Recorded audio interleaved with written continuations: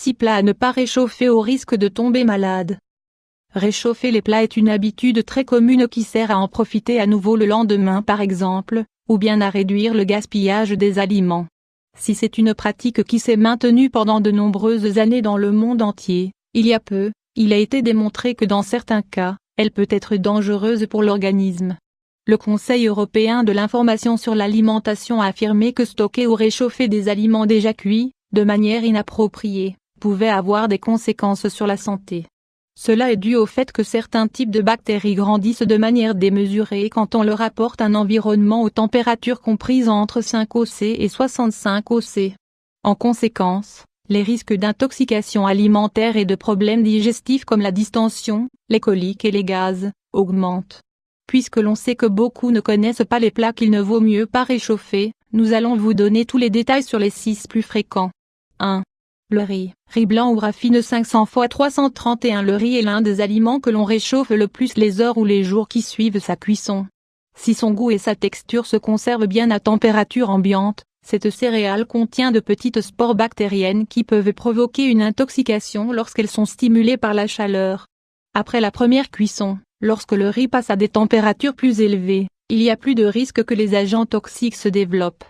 L'idéal est de l'ingérer juste après la première cuisson et dans la mesure du possible, de ne pas laisser passer plus de 24 heures pour le consommer dans son intégralité.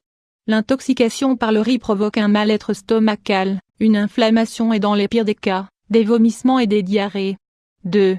Les pommes de terre. Les pommes de terre sont des aliments nutritifs que l'on peut employer dans la préparation des recettes froides et chaudes.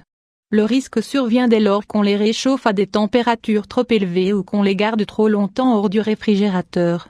Des spores se forment à l'intérieur et lorsqu'elles arrivent dans l'organisme, elles développent des gènes digestifs et des symptômes d'intoxication. De plus, étant donné qu'elles sont soumises à la chaleur à nouveau, leur goût est altéré et elles perdent beaucoup de leurs propriétés nutritionnelles.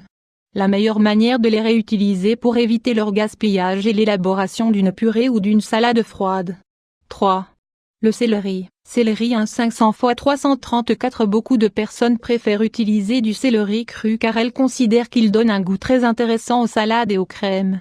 Pourtant, quand on l'utilise dans des recettes chaudes, le mieux est de l'ingérer le plus rapidement possible pour ne pas courir le risque d'intoxication.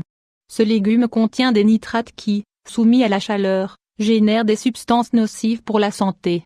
De fait, à de fortes concentrations, elles peuvent se transformer en nitrite et augmentent le risque de cancer. 4. La betterave. La betterave est un légume très populaire qui a été mis en valeur dans la médecine naturelle au vu de son grand apport en antioxydants, en vitamines et en minéraux.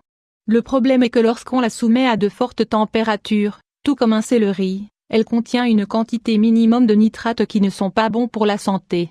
D'autre part, les experts en nutrition suggèrent que la meilleure manière d'en consommer est crue, que ce soit en smoothie ou en salade. 5.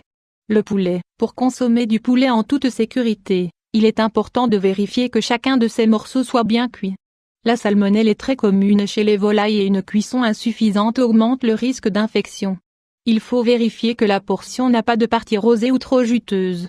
D'autre part, pour éviter les difficultés digestives, il est conseillé de le consommer fraîchement préparé et pas réchauffé.